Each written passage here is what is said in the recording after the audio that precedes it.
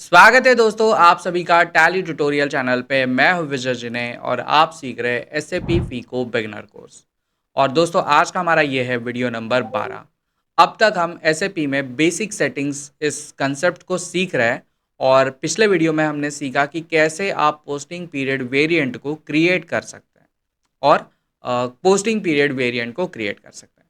दोस्तों आज हम बेसिक सेटिंग के एक और नए कंसेप्ट को समझने वाले हैं जो है फिस्कल ईयर। अब ये फिस्कल ईयर क्या होता है? दोस्तों फिस्कल ईयर का मतलब होता है जो भी हम हमारे फाइनेंशियल ट्रांजैक्शन एक पर्टिकुलर ईयर में क्रिएट करते हैं। जैसे अब हमारा जो फाइनेंशियल ईयर चल रहा है इंडिया में वो है फाइनेंशियल ईयर 24-25।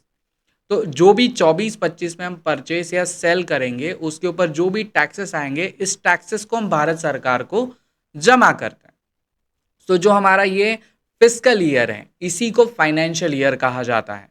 और आज के इस वीडियो में हम समझने वाले हैं कि कैसे आप एसएपी में जो है वो फाइनेंशियल ईयर को क्रिएट कर सकते हैं, मतलब फिस्कल ईयर को क्रिएट कर सकते हैं।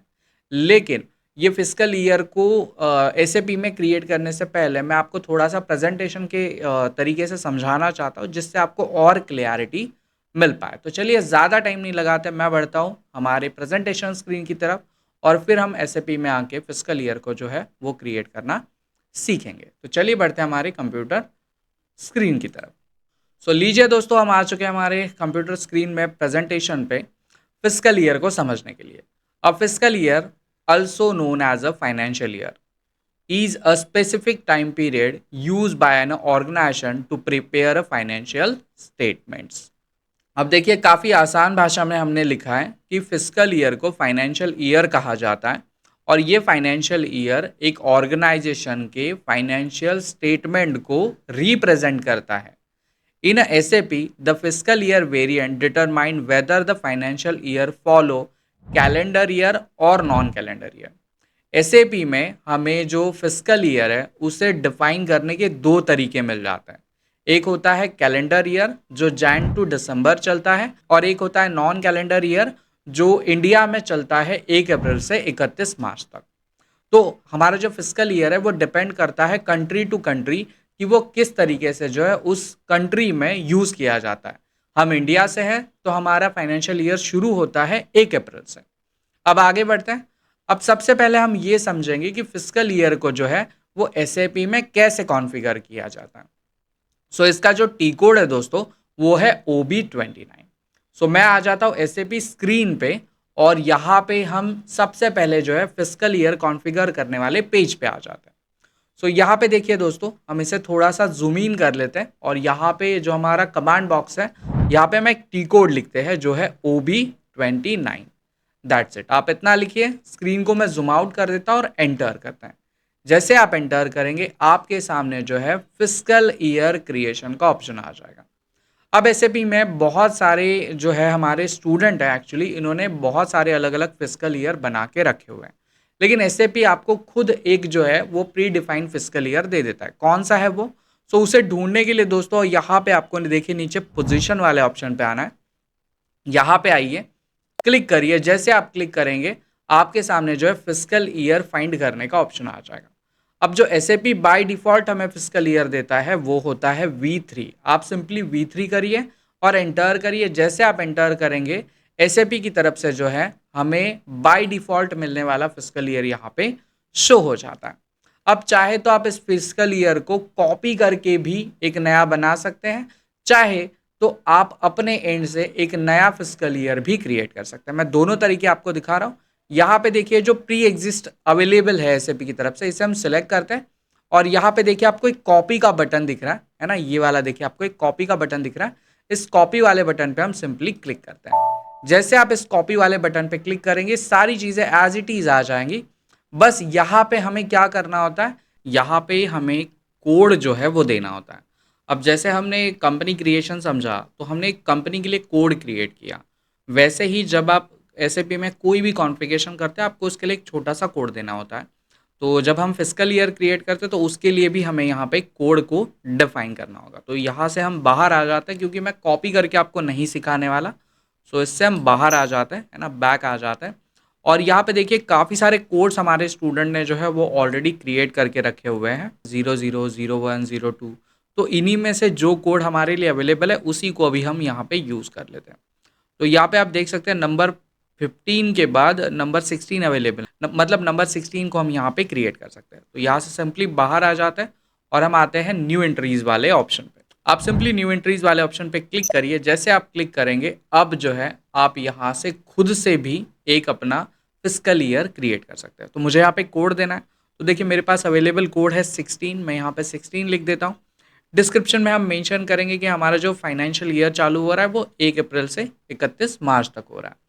क्या ये ईयर डिपेंडेंट है, क्या ये कैलेंडर ईयर है, ये आपको यहाँ पर डिफाइन करना है। और हमारी जो नंबर है टोटल मंथ हम कितने अलॉट करने वाले हैं, तो 12 मंथ हम यहाँ पे लिख देते हैं। बाकी कोई भी चीज़ को हम यहाँ पे नहीं लिखेंगे। दैट्स इट, आप इतना लिखिए और सिंपली जो है आप इसको एंटर कर दीजिए। जैसे आप एंटर करेंगे अब जो है आपका फिस्कल ईयर, अगर कोई एरर होता जैसे एग्जिस्टिंग अवेलेबल होता तो यहाँ पे आपको एक एरर आ जाता। हमारी केस में यहाँ पे हमको कोई भी एरर नहीं मिला।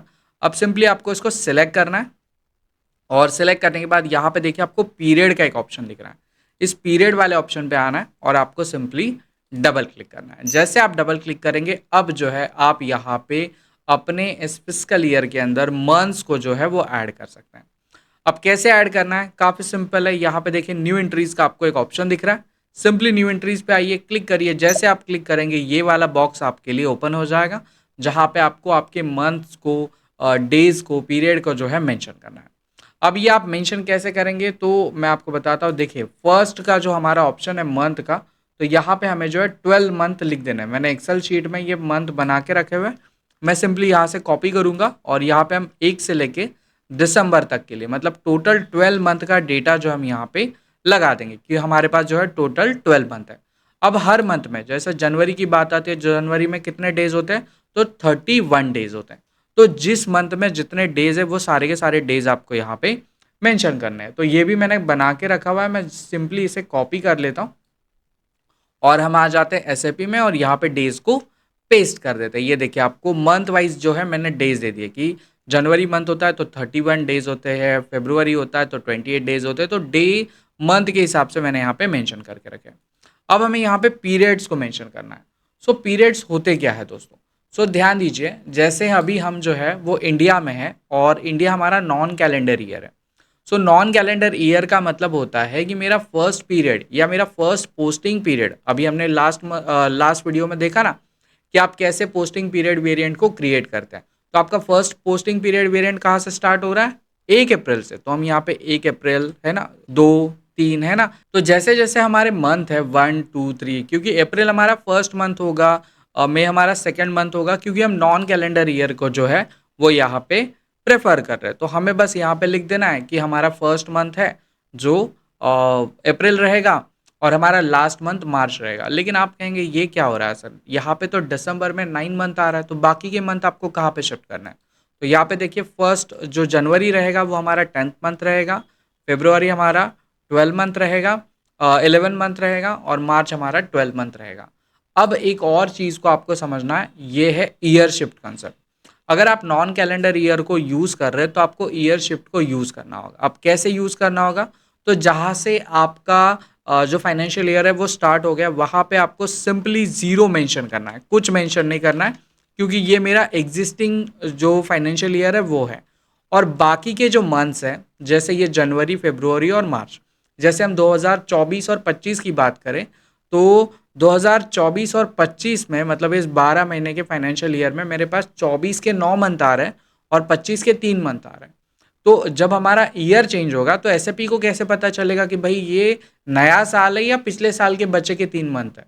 तो यहाँ पे हमें लिखना होगा, एसएपी को कहना होगा कि नेक्स्ट ईयर में आपको क्या करना है, -1। मतलब एसएपी यहाँ पे अंडरस्टैंड कर लेगा कि यहाँ पे उसे जो है वो नेक्स्ट ईयर के जो 3 मंथ है उसे इसमें जोड़ना नहीं है। मे बी थोड़ा सा कन्फ्यूजन आपको लग रहा होगा, लेकिन डोंट वरी, जैसे जैसे आप आगे बढ़ेंगे आपको क्लियरिटी जो है वो यहाँ पे आ जाएगी। अब हमने हमारे पूरे फिस्कल ईयर का जो डेटा है वो यहाँ पे मेंशन कर दिया। आप सिंपली आपको यहाँ पे जो है इसे सेव करना है। तो जैसे आप सेव करेंगे आपके सामने जो है आपका कस्टमाइज रिक्वेस्ट आ जाएगा। आप इस कस्टमाइज रिक्वेस्ट को क्लिक करिए, सेव करिए और आपका जो पोस्टिंग पीरियड वेरिएंट और आपका जो फिस्कल ईयर है वो यहाँ पे क्रिएट हो जाएगा। अब इस पार्ट में हमने समझा कि किस प्रकार आप फिस्कल ईयर को क्रिएट कर सकते हैं, नॉन कैलेंडर ईयर क्या होता है, कैलेंडर ईयर क्या होता है और उसे डिफाइन करने का सही तरीका क्या होता है। अब अगले पार्ट में हम समझेंगे कि कैसे आप इस फिस्कल ईयर को कंपनी के साथ असाइन करेंगे। सो इस वीडियो में इतना ही, मिलते हैं नेक्स्ट वीडियो में, तब तक के लिए अपना ख्याल रखिए और अकाउंटिंग, एसएपी एंड टैक्सेशन से रिलेटेड अपने आप को अपग्रेड करने के लिए टैली ट्यूटोरियल चैनल को सब्सक्राइब भी कर लीजिए। चलिए, बाय बाय।